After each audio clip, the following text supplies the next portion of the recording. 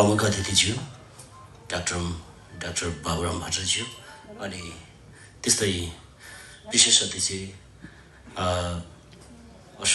वरिष्ठ अशोक राईज्यू अनि अतिथिज्यूहरू सम्पूर्णमा सङ्घीय अभिवादन साथै नमस्कार। यो पुस्तक विमोचनको कार्यक्रम आयोजकको भूमिकामा हाम्रो समाजवादी सांस्कृतिक महासङ्घले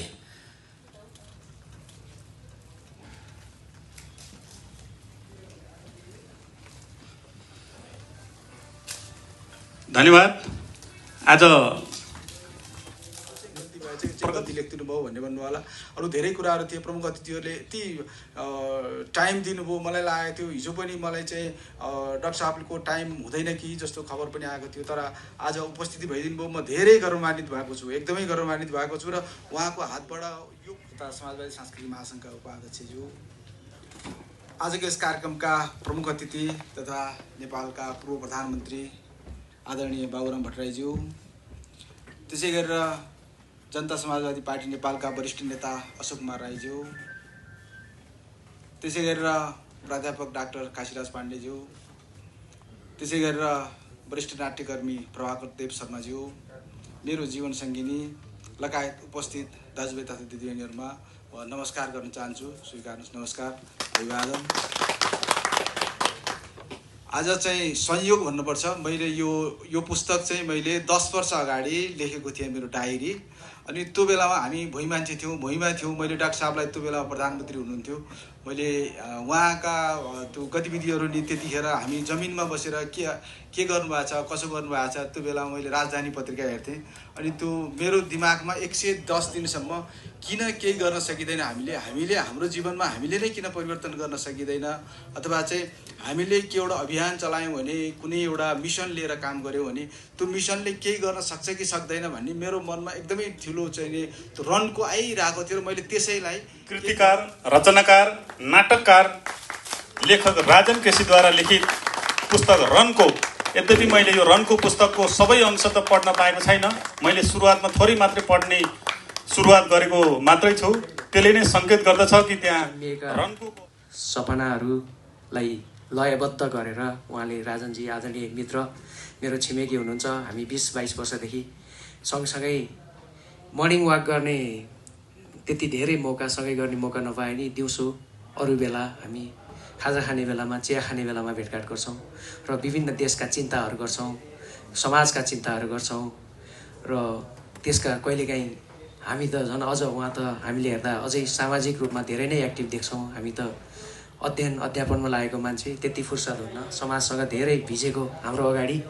हामीले त हाम्रो टोल छिमेकको यसो हेर्दाखेरि हामीले उहाँले जुन चाहिँ बाबुरामजीलाई एउटा माथि देख्नुभएछ, त्यो हामीले देख्दाखेरि राजनजीलाई ल है यसरी पुर्याइदिनुहोस् है भन्ने मान्छे एउटा, त्यो मान्छेले आफ्नो डायरी मार्फत आफ्ना कुराहरू, समाजका भुइँ मान्छेका कुराहरू यो किताबमा जस्ताको तस्तै राखिदिनु भएको छ। गजब छ। यहाँ धेरै नाट्यकर्मी साथीहरू हुनुहुन्छ। राजनजीले पहिलोचोटि मलाई परिचय दिँदा म यो नाट्यकर्मी नै हो, म नाटक लेख्छु भन्नुभएको थियो। पछि कथाहरू लेख्नुभयो, एउटा किताब निस्किएको छ उहाँको, पछि अरू पुस्तकहरू निस्किएको छ। 2-3वटा किताब त मैले पढिसकेको छु उहाँको। र अहिले यो रनको भन्ने चिज त्यति बेलाको राजनीतिक जीवन र पछिल्लो जीवन पनि नेपालको जुन एउटा जातीय विविधता छ, जातीय भन्नाले मैले नेसनलिटी अर्थ भने, मैले कास्ट अर्थ भने होइन। यो जातीय शब्द प्रयोग गर्दा मान्छेले कास्ट भनेको बुझ्छ, कास्ट होइन। कास्ट त त्यो जातपात हो, त्यो अलग चिज हो। त्यो जाति भनेको राष्ट्रियता, नेसनलिटी हो। त्यो आफ्नो भाषा, भूगोल, अर्थतन्त्र, इतिहास, पहिचान भएका जुन स्थिर मानवीय समुदाय हुन्छ त्यसलाई हामीले चाहिँ नेसन, राष्ट्रियता भन्ने गर्छौँ। त्यस अर्थमा नेपाल चाहिँ यो विभिन्न राष्ट्रियताहरूले चाहिँ बनेको चाहिँ मुलुक हो। भलै हामी सबै एउटै होमोसेपियन्स प्रजातिकै सन्तान हो भन्ने कुरा विज्ञानले पुष्टि गर्छ। उत्तरी अफ्रिकाबाट हामी फैलिँदै झन्डै 1 लाख वर्षदेखि घुम्दै हामी मान्छे स्वभावले घुमन्ते जाति हो। र घुम्दै गर्ने क्रममा सबै हामी यहाँ आएका हौँ। र हाम्रो यहाँ पनि पूर्व मानवहरू थिए, रामाभितेकास लगायतका केही हड्डीहरू देखियो भन्ने भन्छौँ। अरू पनि थिए होलान्। त्यस्तै चीनतिर चाहिँ पेकिङ म्यान भन्ने, युरोपतिर नेनर्थल म्यान, यस्ता चाहिँ थिए। तर एउटै प्रजाति जो होमोसेपियन्स हो, त्यो प्रजाति चाहिँ अरूभन्दा चाहिँ श्रेष्ठ साबित भएर त्यसैकै सन्तान चाहिँ हामी सबै हौँ। विज्ञानले पुष्टि गरेको कुरा यो धेरै पहिले पनि होइन, पहिले अनुमान थियो र खालि सन् 2000मा जुन एउटा ह्युमन जेनोम प्रोजेक्ट भन्ने बन्यो, संसारका श्रेष्ठ 500 भन्दा बढी वैज्ञानिकहरू। तर राजनीति आफैमा निकै कठिनाइहरू, जटिलताहरू, समस्याहरू, तनावहरू बेहोर्नु पर्ने व्यस्त कार्यसूची गराएर टुङ्ग्याइदिनु भएको छ। यो उहाँको कला हो। उहाँको त्यहाँ चाहिँ बसेर त्यो समाजलाई यथार्थपरक रूपमा चाहिँ वास्तुस्थितिको ज्ञान गराउन सक्ने उहाँको कला रहेको छ। यसलाई हामीले सबैले सम्मान गर्नुपर्छ। हाम्रो पूर्वीय सभ्यता भनेको अयम निज परो व्यक्ति गणानाम लघुचेतसाम उदार चरितानाम तु वसुधैव कुटुम्बकम। तपाईँहरूले सुन्नुभएको चाहिँ वसुधैव कुटुम्बकम मात्रै थियो होइन, तर त्यसको हो अयम निज परो व्यक्ति गणानाम लघुचेतसाम। एकदम सङ्कीर्ण भएको व्यक्तिले अयम यो मेरो हो, अयम निज यो त्यसको हो भनेर गणना गर्छ। अयम निज परो व्यक्ति गणानाम लघुचेतसाम उदार चरितानाम तु वसुधैव कुटुम्बकम। उदार चरित भएको व्यक्तिले यो संसार नै मेरो भन्छ। उहाँले यस किताबको सन्दर्भमा 110 दिनको सन्दर्भमा एक दिन पनि आफ्नो लागि चिन्ता गरेको मैले यसमा भेटेको छैन। खालि समाज, राष्ट्र र समाजमा भएका व्यक्तिहरूको बारेमा उहाँले चिन्तन गर्नुभएको छ। यो चिन्तनलाई पढेर यहाँले महसुस गरेर पढेर यसलाई चाहिँ एउटा आधार लिएर आफूले पनि लेख्ने कलामा जानुभयो अथवा समाजलाई चाहिँ त्यतातिर यो यस्तो रहेछ है भन्नेतिर जानुभयो भने सबैलाई राम्रो रहन्छ। र राम्रै छ किताब एकदम। मैले बेलुकासम्म पढेँ। मैले पढ्दा यस्तो लाग्यो किताबमा कि मलाई छोड्नै मन लागेन। वास्तवमा यो किताबभित्र सबै चित्रणहरू छन्। मैले राजनलाई यो अवस्थामा सोचेको थिइनँ। राजन एउटा व्यवसायी, अघि भरतजीले भन्नुभयो, सफल व्यवसायी। ऊ मेन पावरको व्यापार गरे पनि कहिले पनि मान्छे बेच्ने काम गरेन। देशलाई उन्नति र प्रगतिको बाटोमा लाने काम मात्रै गर्यो। किनकि यसको उदाहरण म पनि छु। मैले पनि 2-4जना मान्छे पठाइदिउँ भन्दा अहिले सर यस्तो ठिक छैन समय, अहिले लग्यो भने उनीहरू काम नपाउन सक्छन्, राम्रो काम हुँदैन, राम्रो काम दिनुपर्छ हामीले पठाइसकेपछि, त्यो भन्थे। र नाटक लेख्न सम्बन्धी अति नै जिज्ञासु खालका मान्छे हुनुहुन्थ्यो। र नाटक लेख्दाखेरि मैले यो नाटक लेखेँ गरेँ, नाटक गरेँ। नाटक गर्दाखेरि हाम्रै सांस्कृतिक संस्थानबाट गरेको नाटकमा नै उहाँले चाहिँ प्रथम पनि हुनुभयो। पनि नाटकको माध्यमबाट अगाडि बढ्नुभयो। मलाई थाहा थिएन उहाँ यति समाजसेवी पनि हुनुहुन्छ र उहाँ राजनीतिमा लागेर ठुलै यात्रा फड्को मारिसक्नु भएको छ भन्ने कुरो मलाई थाहा ज्ञान थिएन। तर मैले उहाँको किताब पढ्दै गएपछि राजन कहाँ बेपत्ता हुन थियो, यतापट्टि पो बेपत्ता भएको रहेछ भन्ने मैले मनन गरेँ। राजनलाई 1 वर्ष अभिनय सिकाउने गुरुमध्ये एउटा गुरु म पनि हुँ। पत्नीज्यू, सम्पूर्णमा मलाई टिप्पणीको लागि भन्दा पनि शुभकामनाको लागि, किनभने टिप्पणीको लागि सायद उहाँको व्यस्तताले होला मलाई पुस्तक उपलब्ध गराउनु भएको छैन। मैले सामान्य सुनेको मात्रै हो। तपाईँहरू विद्वान व्यक्तित्वहरूले दिएको मन्तव्य, गरेको टिप्पणी सुनेको आधारमा मैले केही आफ्ना कुराहरू राख्ने दृष्टता गर्दछु। विशेषतः यो कृति प्रकाशनदेखि विमोचनसम्मको यो अवसरमा केही सहयोगी हातहरू र केही सुन्दर मनहरूसँग जोड्ने अवसर दिनुभयो। यसको लागि म आयोजक संस्थाप्रति र विशेष गरी कृतिका रचनाकार राजनज्यूप्रति हार्दिक आभार व्यक्त गर्न चाहन्छु। रनको मैले धेरै व्याख्या नगरौँ, इन्द्रको अडी स्वर्गको बयान जस्तो हुन्छ। म साहित्यकार होइन, तर साहित्यमा रुचि राख्ने एकजना सामान्य व्यक्ति भएको, सामान्य सञ्चारकर्मी भएको हिसाबले 9 बजे म आइपुग्ने भनेर अर्को रनको लगाइदिएर अनि बिहान 9 बजे म आइपुगेको। अनि चाहिँ उहाँले भन्नु ल गजब भयो, सबैजना साथीहरू आहा त्यस्तै सबैलाई बधाई छ आइदिनु भएको छ। अब अलिकति लामो नगरिकन भन्नुपर्दा चाहिँ अब राजनजीको चाहिँ केमा जान्छ त यो किताब? टिप्पणी चाहिँ अलिकति बाँकी रह्यो। अब गजब छ। अब यो डायरीलाई चाहिँ किताबमा लेख्नु भएको छ कि राजनजीलाई। डायरीलाई normally mirror of the life भनिन्छ कि, यो चाहिँ लाइफको मिरर भनिँदो रहेछ। के हुँदो रहेछ, डे टु डे लाइफमा आफ्नो ओपिनियन हालेर, आइडिया हालेर त्यसलाई रिफ्लेक्सन गरेर चाहिँ अनि बेटर भ्यू दिएपछि चाहिँ बन्दो रहेछ भनेको चाहिँ हामीले गरिराखेका साधारण काम पनि आफ्नो विचारहरू राख्थ्यौँ भने म यस्तो हो भने अर्को वर्ष हामीलाई त्यही हेर्दा गजबले चाहिँ त्यो साहित्य बन्दो रहेछ, यो काम राजनजीले गर्नुभएको देखेँ मैले। अनि कथानकको माध्यमबाट गरे हुनाले पाठकलाई सलल बग्ने मै पात्र मैले लेख्दो रहेछु भन्ने छ। अब यो लेख्दा लेख्दै मैले अब अलिकति एकाडेमिकली लानलाई मैले विश्वमा कस्ता कस्ता चिज यस्ता लेखिया छन् त भनेर हेरेँ। हेर्दाखेरि गजबै मार्मिक एन फ्राङ्क भन्ने एकजना लेडी हुनुहुन्थ्यो। उहाँ चाहिँ एकदम सानो उमेरमा 1929 मा जन्मिनु भएको, 1945 मा त बित्नुभयो र 42 देखि 44 सम्म 2 वर्षको अवधिमा उहाँले चाहिँ the diary of an Frank भन्नेमा चाहिँ उहाँ चाहिँ जुन चाहिँ कन्सन्ट्रेट जुन चाहिँ नात्सीहरूको उसमा प्रवेशीको त्यो तनहुतिर चाहिँ कसरी दुम्सी भुसुक्कै तनहुको चाहिँ एउटा चाहिँ गाउँपालिका नै दुम्सी खेती गरेर अनि काठमाडौँको 5 स्टार होटलमा पठाएर अनि टुरिस्टलाई बोलाएर गजब मजाले चाहिँ पैसा बाहिरबाट त त्यो त ल्याउनै नपर्ने रहेछ भन्ने कुरा गर्नुभएको छ। अनि त्यस्तै चाहिँ बाबुरामजीको बारेमा राम्रो कुरा सुनेको हो। देश यस्तो सङ्कटमा छ, न संविधान छ, एक जाति अर्को जाति द्वन्द्व होला जस्तो छ, जातीयता आगोमा देश डल्ला जस्तो छ भनेर उहाँले चिन्ता गर्नुभएको, यहाँ मिति राखेर गर्नुभएको छ। 68 साल असोजमा अलि 1-2 महिनापछि चाहिँ त धेरै नै मेहनत गरेर बाबुराम डाक्टर साहबले त संविधान ल्याइदिनु भयो त, गजब छ। यो त यहाँको भिजन पनि रहेछ। त्यस्तै साहसिक समाज रूपान्तरणको कुराहरू देख्नु भएको छ भनेर यहाँ भन्नुभएको छ उहाँले।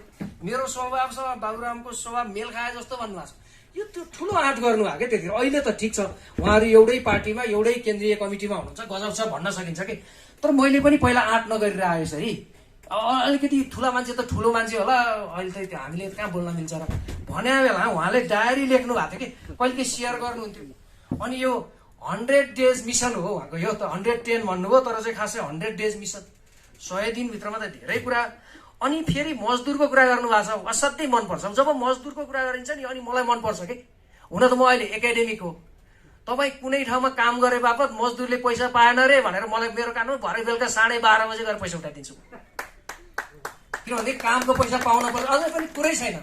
सबै घर सर ताला लगाएर जे गरेर युनिभर्सिटीमा बिदा लिएर त्यो चिजले मलाई सुन्छ। जसलाई जेले सुने त हो नि तपाईँको, बुझ्नु भएन। अस्ति भर्खरै एउटा साहित्यिक एउटा गीत निस्क्यो, रिलिज भयो। अब ककललाई केले छोयो मलाई केही मतलब हुने कुरा भएन। मलाई चाहिँ केले छोयो भनेदेखि त्यो जब त्यो हिजोको कार्यकर्ताले आजको मन्त्रीसँगै बसेर फोटो खिचेर लगाएर बिचरा हेर न, तपाईँ मन्त्री हुनुहुन्छ, मेरो श्रीमती हिजोको सँगै काम गरेर मान्छे बाहिर अलपत्र परिन्, यो फोटो हो है भनेर प्रमाण पेश गरे नि। त्यो मन परेन मलाई गजबले थाहा छ, म भोगेको छु मैले। त्यो मन पर्दैन हिजोका साथीहरूलाई। धन्यवाद बाबुरामजी, हजुर यसरी आइदिनु भयो नि, म्याडमहरू सबै साथीभाइहरू आइदिनु भयो। यो क्रम जारी रहोस्, किनभने हाम्रो मोर्चामा हामी चाहे मन्त्री हौँ, प्रधानमन्त्री हौँ, प्रोफेसर हौँ, डज नट म्याटर, हामी हाम्रो सही सकारात्मक मोर्चामा हामी सँगै हुनुपर्छ भन्ने कुरा चाहिँ यो आजको भेटले पनि दिइदियो के। यो चाहिँ कस्तो नहोस् भने हो त्यो छोडिदेऊ हिजो, किनभने तर मैले त्यो सकिनँ। म 12-13 दिन चाहिँ राजनजीसँग सँगसँगै बिहानीको यात्रामा हिँडेँ उहाँको पुस्तकभित्र। र त्यो 12 दिन चाहिँ मेरा निम्ति एउटा फराकिलो दुनियाँलाई हेर्ने एउटा आँखेज्याल जस्तो बनेको छ। समाजको अत्यन्त मसिना कुराहरूलाई पनि कसरी हामीले हेर्नुपर्छ, कसरी हल गर्नुपर्छ र समाजलाई कसरी एकअर्कामा आबद्ध बनाएर अगाडि बढाउन सकिन्छ, समाजका आवश्यकताहरूलाई मिलेर कसरी हल गर्न सकिन्छ भन्ने कुराहरू मैले पढेका अंशमा राम्रैसँग र सिक्न सकिने ठाउँ उहाँले दिनुभएको छ। लेख्नु भएको थियो इन्डियामा चाहिँ एक्सपेरिमेन्ट विथ ट्रुथ भन्ने, त्यस्तै चाहिँ नेपालमा पनि चाहिँ यो आउने काम रनको जस्तै अरू आफ्ना बारेमा, आफ्ना समाजको बारेमा, सामयिक राजनीतिको बारेमा, शिक्षाको बारेमा, विकासको बारेमा यस्ता अभियन्ता, यहाँ राजन केसीज्यू जस्ता अभियन्ताहरूबाट अरू यस्ता पुस्तकहरू पनि आउने आशा राख्दै र राजन केसी आजको जुन नायक हुनुहुन्छ, राजन केसी जसले हामी सबैलाई चाहिँ यस्तो लेखन प्रक्रियामा चाहिँ एउटा प्रोत्साहन गर्नुभएको छ। यो किताब लेखेर तपाईँ हामी सबैलाई ठुलो गुण लगाउनु भएको छ उहाँलाई, र उहाँको म्याडम पनि यहीँसँगै हुनुहुन्छ, यसमा सहयोग गर्ने म्याडम लगायत तपाईँहरू सबैजना जसले उहाँलाई चाहिँ यो लेखनको प्रक्रियामा हौसला दिनुभयो, उहाँहरू सबैमा धन्यवाद दिँदै र यो मौकामा यो सभामा आएर यो दुई शब्द राख्ने मौका पाएकोमा आफैलाई चाहिँ आभारी ठान्दै म यहाँहरूसँग बिदा हुन्छु। धन्यवाद। यो चाहिँ म के भन्छु, यो यथार्थ फरक छ। यो देशमा ठेक्का लिन्छ कसले भन्ने कुराहरूलाई उल्लेख गर्ने नीति नियमसँग हुन्छ, उसले दिने समाज बनाउने एउटा नियमसँग हुन्छ। त्यो नियमसँग मात्रै व्यक्तिहरू जाने हुन्छ। उहाँले गर्नुभएको चिन्ता एकदम नै यसमा चाहिँ देखिएको छ। यो फरकमा उहाँले चाहिँ यसलाई चाहिँ समाजमा वास्तवमै केले चाहिँ त्यो चाहिँ समाजलाई यथार्थ बनाउँछ त्योतिर चाहिँ जानुपर्छ भन्ने कुरो उहाँले कोट गर्नुभएको छ। अर्को मलाई एकदम नै उहाँले यहाँ कोट गर्नुभएको कुरा म थोरै एकदम चाँडै सकाउँछु। गौतम बुद्ध, जनक, भृकुटी पनि बुझेँ। त्यसैले म उहाँलाई यस किताबको निम्ति र उहाँको साहित्यिक रुचि लेखनको निम्ति हार्दिक बधाई शुभकामना व्यक्त गर्न चाहन्छु। र एउटा नयाँ प्रतिभा, मैले नचिनेको प्रतिभालाई चिन्न पाएकोमा म आफै अत्यन्त खुसी छु। र उहाँले किताब साथीहरूले पूर्ववक्ता मित्रले राख्नुभयो जस्तै अब यो डायरी, जर्नल, दैनिन्दिकीको रूपमा नै उहाँले यसलाई लेख्नु भएको छ। र उहाँको एउटा स्वभाव, उहाँले ठिकै भन्नुभएको छ, उहाँ त्यति चिन्जान थिएन। संयोगले म त्यति बेलै प्रधानमन्त्री भएको बेला 68 साल भदौदेखि मङ्सिरसम्मको घटनालाई लिएर उहाँले चाहिँ लेख्नु भएको छ। र त्यही बेलामा नै उहाँले चाहिँ 110 दिन चाहिँ म सङ्कल्पै गरेर चाहिँ डायरी लेख्छु भन्ने गरेर त्यसको आधारमा यो लेख्नु पनि भएको छ। र म नै त्यति बेला त्यही भदौदेखि म प्रधानमन्त्री भएको अवस्थामा त्यसैले सुरुका दिनका कतिपय घटनाहरू जो म आफैले बिर्सिसकेको थिएँ, लेख्न पनि त्यति कता कता गएको थिएँ कागजपत्रहरू दिएर सर्दा र उहाँले स्मरण गराइदिनु भन्दाखेरि मलाई पनि खुसी लाग्यो। र उहाँका टिप्पणीहरू पनि त्यहाँनिर रोचक छन्। मेरै विषयका पनि कतिपय विषयमा उहाँका समर्थन छन्, केही कुरामा उहाँका आलोचना पनि छन्। त्यो स्वाभाविक हो, हुनु पनि त्यस्तै हो। हामी चाहिँ प्रशंसालाई मन पराउने, आलोचनालाई मन नपराउने चाहिँ हुँदैन। जीवन र जगतमा प्रत्येक चिज विपरीतको एकत्व हुन्छ भन्ने हाम्रो मान्यता हो, विज्ञानको मान्यता त्यो हो। त्यसैले कुनै पनि मान्छे उसका स्वभाव, शैली, गुण पूर्ण हुँदैनन् र त्यसका पूर्णताका राम्रा पक्ष पोषण गर्ने र गलत नराम्रा कुराका आलोचना गरेर सुधार्न सहयोग गर्ने, यो नै मित्रहरूको चाहिँ धर्म हुन्छ। त्यस अर्थमा उहाँले मेरो बारेमा जुन त्यहाँ लेख्नु भएको छ, खास गरी प्रधानमन्त्रीको रूपमा, व्यक्ति बाबुराम भट्टराई होइन, प्रधानमन्त्री बाबुराम भट्टराईको रूपमा उहाँले जुन टिप्पणीहरू गर्नुभएको छ, त्यस निम्ति पनि म उहाँलाई धन्यवाद भन्न चाहन्छु। र किताबको प्रसङ्ग चाहिँ अब यसको महत्त्व मैले कहाँनिर देखेँ भने हामीले एउटा बृहत प्रकारका म्याक्रो लेभलका कुराहरूमा त धेरैले लेख्छन् भन्छन्, तर उहाँले अत्यन्त माइक्रो सूक्ष्म तहका कुराहरू, भुइँ तहका कुराहरूमा केन्द्रित भएर नै आफ्नो चाहिँ दैनिक डायरी चाहिँ लेख्ने गर्नुभएको छ। र खास गरी उहाँको जुन सङ्गम बस्तीको बारेमा जुन उहाँले लेख्नु भएको छ, त्यहीँको खानेपानीका समस्या, त्यसका निम्ति गरेका सङ्घर्ष, त्यहाँका छिमेकीहरूका चाहिँ आपसी जुन अन्तर्विरोध, यो पनि वास्तवमा हाम्रो जीवनका चाहिँ ठुला महत्त्वपूर्ण कहानीहरू हुन्। त्यो प्रायः बाहिर त्यति आउँदैन। हामी ठुला राष्ट्रिय र अन्तर्राष्ट्रिय स्तरका कुरा गर्छौँ, तर चाहिँ एकदम भुइँ तहका, बस्ती तहका, टोलका कुरा, समस्या, गतिविधि के हुन्छन् त, त्यहाँका मान्छेहरूका बिचका सम्बन्धहरू, अन्तर्विरोधहरू के हुन्छन्, कसरी हल हुन्छन् भन्ने विषयको चाहिँ एउटा सूक्ष्म चित्रण उहाँले गर्नुभएको छ। त्यस अर्थमा पनि एउटा त्यो रोचक छ। त्यो म त्यतापट्टि म जान चाहिनँ। मैले खालि दुईवटा कुरा मात्रै अलिक केन्द्रित हुन चाहन्छु, जो अलिक वैचारिक पनि छ। किनकि यो डायरीको रूपमा उहाँले लेख्नुभएको र पछिको उहाँको त्यति बेलाको राजनीतिक जीवन र पछिल्लो जीवन पनि नेपालको जुन एउटा जातीय विविधता छ, जातीय भन्नाले मैले नेसनलिटी अर्थ भने, मैले कास्ट अर्थ भने होइन। यो जातीय शब्द प्रयोग गर्दा मान्छेले कास्ट भनेको चाहिँ कास्ट होइन, कास्ट त्यो जातपात हो, त्यो अलग चिज हो। त्यो जाति भनेको राष्ट्रियता, नेसनलिटी हो। त्यो आफ्नो भाषा, भूगोल, अर्थतन्त्र, इतिहास, पहिचान भएका जुन स्थिर मानवीय समुदाय हुन्छ त्यसलाई हामीले चाहिँ नेसन, राष्ट्रियता भन्ने गर्छौँ। त्यस अर्थमा नेपाल चाहिँ यो विभिन्न राष्ट्रियताहरूले चाहिँ बनेको चाहिँ मुलुक हो। भलै हामी सबै एउटै होमोसेपियन्स प्रजातिकै सन्तान हो भन्ने कुरा विज्ञानले पुष्टि गर्छ। उत्तरी अफ्रिकाबाट हामी फैलिँदै झन्डै 1 लाख वर्षदेखि घुम्दै हामी मान्छे स्वभावले घुमन्ते जाति हो र घुम्दै गर्ने क्रममा सबै हामी यहाँ आएका हौँ। र हाम्रो यहाँ पनि पूर्व मानवहरू थिए, रामाभिक्तिकास लगायतका केही अध्ययन देखियो भने भन्छ, अरू पनि थिए होलान्। त्यतै चिनतिर चाहिँ पेकिङ म्यान भन्ने, युरोपतिर नेन्डरथल म्यान, यस्ता यस्ता चाहिँ थिए, तर एउटै प्रजाति जो होमोसेपियन्स हो त्यो प्रजाति चाहिँ अरूभन्दा चाहिँ श्रेष्ठ साबित भएर त्यसैकै सन्तान चाहिँ हामी सबै हो।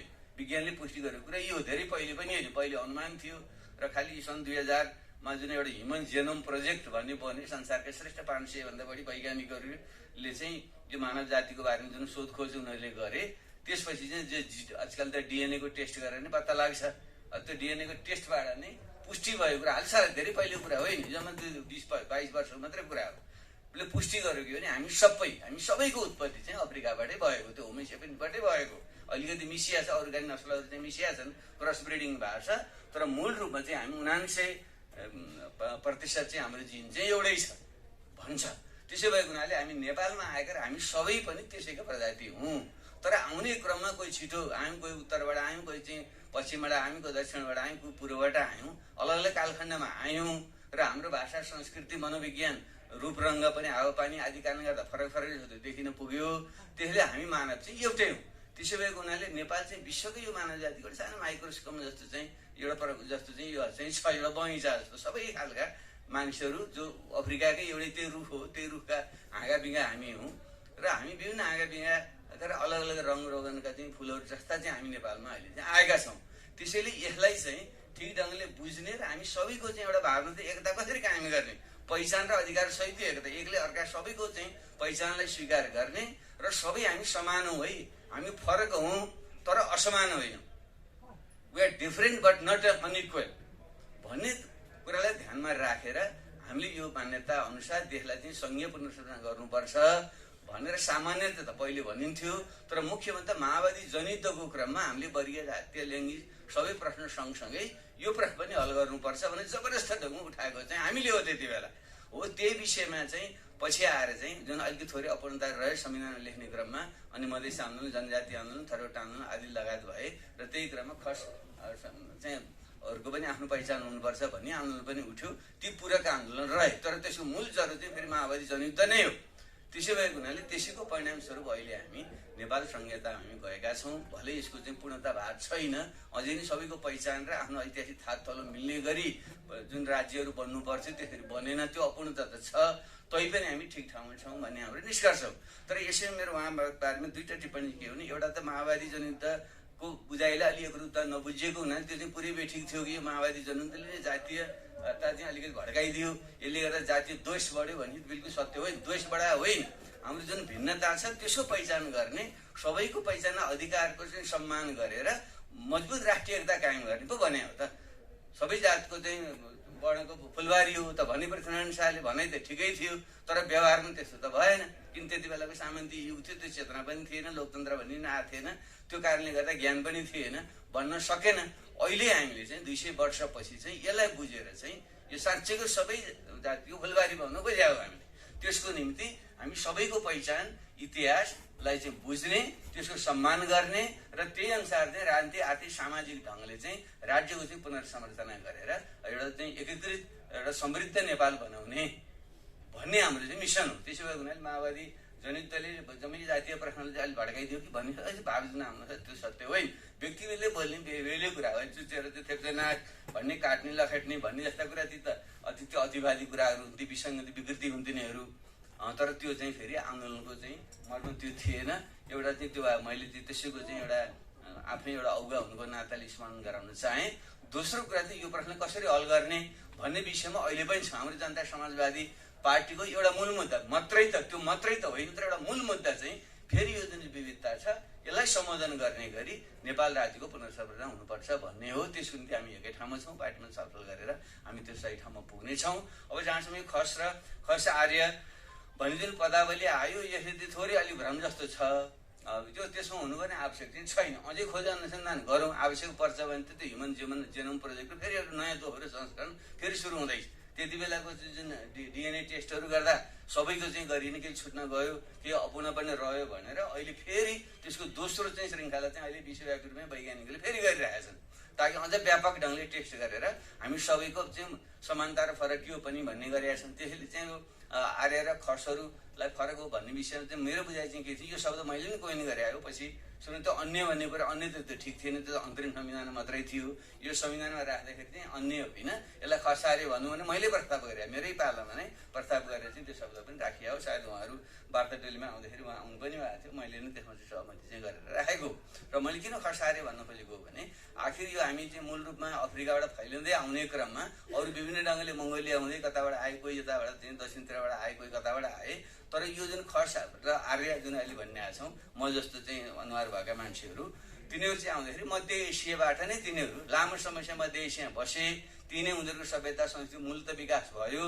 त्यो आउने क्रममा जुन छरिए फेरि त्यहाँबाट आउने क्रममा एउटा जुन धार थियो त्यो अलिक पहिले नै, आजभन्दा करिब 3000 वर्ष पहिले भन्दा तथ्यले पनि पुष्टि गरेको छ। नेपालमा आएर जुन खस साम्राज्य पश्चिम नेपालमा बन्यो र त्यो चाहिँ उता मानसरोवरसम्म र कुमाउँ गढवाल र नेपालको त्रिशुलीसम्म चाहिँ साम्राज्य भएर हिमाली भेगकै सबभन्दा ठुलो साम्राज्य खसहरू जुन बन्यो, एउटा त्यो धार हो। पुरानो नेपालहरूको चाहिँ खसहरूको चाहिँ सभ्यता र संस्कृति त्यही नै हो। तर अर्को चाहिँ आजभन्दा 1000 वर्ष पहिले फेरि अर्को जुन वैदिक आर्यहरू जो पछि सिन्धु घाटीको सभ्यता पछि चाहिँ भारतमा आए र उनीहरूले चाहिँ वैदिक आर्यको सभ्यता भारतमा चाहिँ उनीहरूले चाहिँ फैलाए। तिनीहरू पछि चाहिँ 1000 वर्ष पहिले चाहिँ मुस्लिमहरूले आएर तिनीहरूलाई विस्थापित गरेपछि त्यहाँबाट फेरि अर्को धार चाहिँ फेरि तिनीहरू पनि यो पहाडतिर चाहिँ पसे। त्यसो गर्दा त्यो खसहरूकै उयो ककेसस र त्यो मध्य एसियाकै जुन 2000 वर्ष पहिले आएको जुन एउटा धार थियो, जसको मूल भाषा चाहिँ फेरि मिल्थ्यो, पेलिन भाषा परिवार थियो, त्यो र पछि आएका जुन यो वैदिक जुन आर्यहरू हुन् तिनीहरू पनि आएर मिसिसकेपछि अनि योलाई चाहिँ यो थोरै मिश्रित जाति जस्तो बन्न चाहिँ पुगेको चाहिँ हो। त्यसैले यसमा चाहिँ रहल पहल त्यहाँ चाहिँ यसपालि पुरै सुरुका खसहरूको चाहिँ आफ्नै प्रकारको चाहिँ छ, संस्कृतिहरूको फरक छ। तर पछि आउनेले अलिक फरक संस्कृति ल्याए, तर भाषा चाहिँ एउटै भाषा परिवार, मूलत भाषा परिवार संस्कृतकै शाखा यिनीहरू भएको हुनाले यिनीहरूलाई चाहिँ एउटै समुदायमा राख्न चाहिँ मिल्छ भन्ने अर्थमा नै एउटा खस आर्य भन्न खोजेको हो। तर त्यहाँ चाहिँ फरकपन पनि छ, सही छ। र यी सबैले फेरि सबै चाहिँ शासक हुन् शोषक हुन् भन्ने पनि होइन। फेरि तीमध्येको एउटा टाठोबाठाले शासन चलाउने हो, अरू आम जनता त उस्तै हुन्। त्यसले नेपालको सबभन्दा गरिबहरू त अहिले पनि कर्णाली र चाहिँ यो सेती महाकालीका पहाडहरूमा नै छन्। त्यस अर्थमा पनि हामी सबैलाई शोषक भने पनि होइन र ती सबैलाई चाहिँ हामीले चाहिँ विस्थापित गर्नुपर्छ भन्न खोजेको पनि होइन। त्यस अर्थमा चाहिँ यो खस आर्य सम्बन्धी इतिहास सम्बन्धी बुझाइमा अब अलिकति चाहिँ हामीले बहस छलफल गर्नुपर्छ भन्ने चाहिँ मेरो चाहिँ बुझाइ छ। हो, अलिक फरक चाहिँ हो। 1000 वर्षको अगाडि आएको सभ्यता संस्कृति त 1000 वर्ष पछि आएको अलिकति फरक पनि हुन्छ। यी दुईटा मिसिँदाखेरि त्यहाँनिर के अन्तर्विरोधहरू पनि छन्। तर मूलत त्यसलाई एउटै बनाउने कि अलग बनाउने भन्ने विषयमा बहस गरौँ, त्यसलाई अलग अलग गर्नुपर्छ भन्ने पनि आइरहेको छ। तर त्यति बेला चाहिँ तत्काल चाहिँ अरूको तुलनामा चाहिँ एकै ठाउँ राख्दा पनि हुन्छ भने त्यो राखिएको हो। यो विषयमा छलफल गरेर हामी टुङ्ग्याउन हामी सक्छौँ।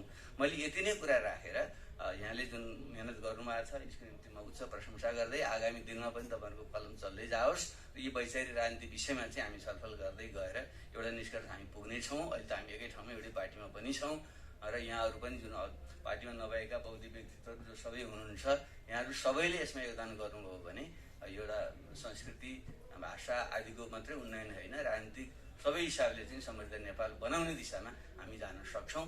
त्यो दिशामा अगाडि बढ्न यसले योगदान गर्न सकोस्, यही शुभकामना दिँदै म अहिले बिदा हुन्छु। नमस्कार।